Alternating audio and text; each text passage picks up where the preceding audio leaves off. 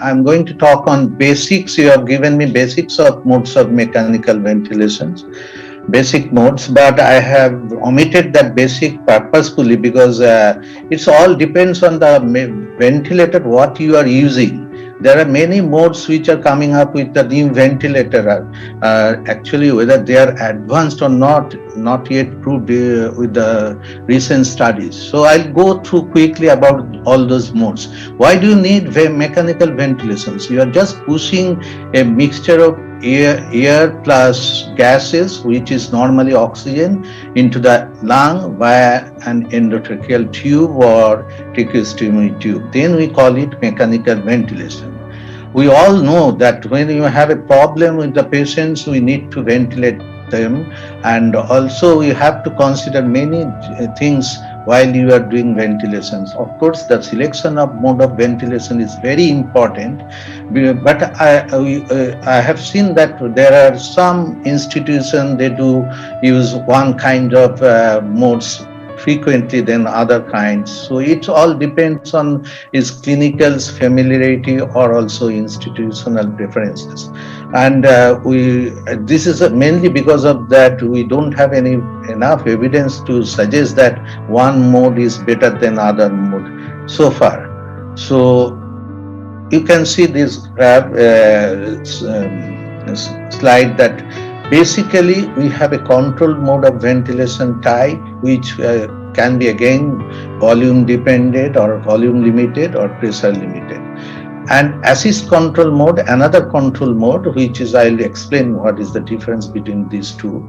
Again, that could be volume limited and pressure limited. Assist control means when patient can trigger the ventilator as well. In completely controlled mode, patient has got no right to trigger. Intermittent mandatory ventilation again is another ventilatory support where you can give it volume limited or pressure limited. Here both trigger can be done by the patient and you are setting up the ventilation partly. Another ventilator called airway pressure release ventilator, I'll come to that, which perhaps maybe a little bit of new to you.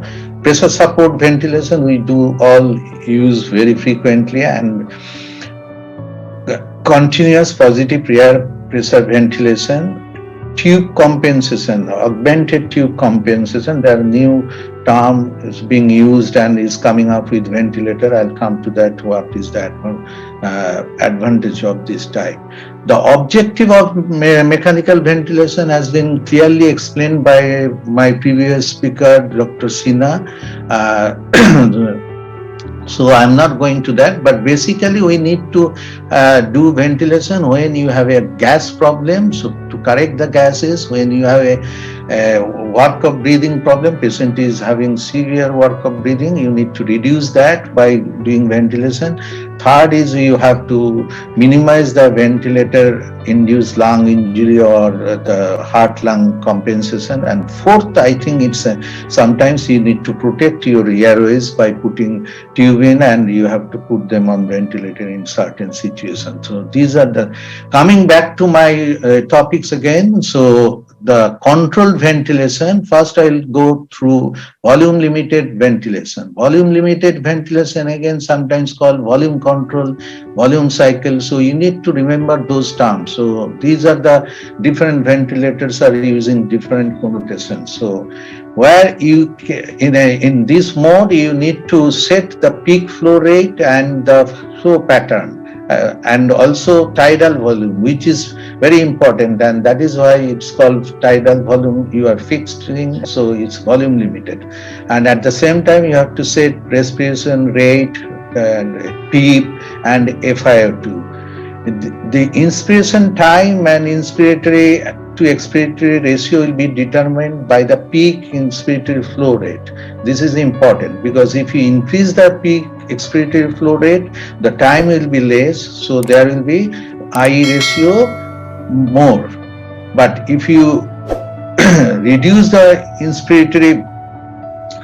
increase, so